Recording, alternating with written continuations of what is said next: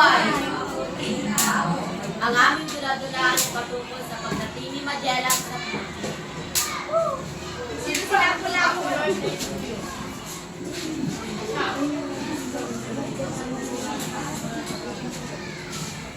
Ang nagkakaroon pa nilang lumapit sa baybayin ng Pilipinas. Noong March 16,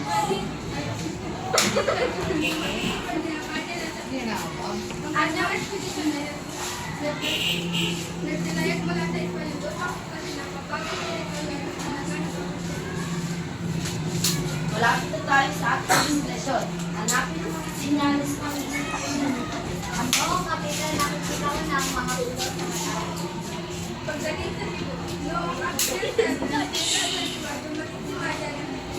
Si Arthur ang pamira ang umabot at pinuno ng Cebu. Pagkakot ang ginagawa ng aming lupain. Narito kami upang magpalagatan ng salismo at magalinta sa mga panay. Nakakatulungan ng pagkakalo at pagkakalo ng pagkakalo. Dapat sa Master, hindi nagtao kasi ang pagkakalo ng pagitan ng mga Espanyol at mga ulo. Sa Master, si Magellan ay namatay noong September 1521. Hindi kami papayag kung wala kaming nalayan. Ang galing! Ano kwenta? Sabihin sa akin na ako'y namatay. Namatay.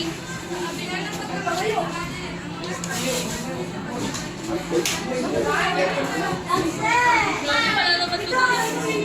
Maraming salamat po sa inyong pakikinig. Sana pa meron po kami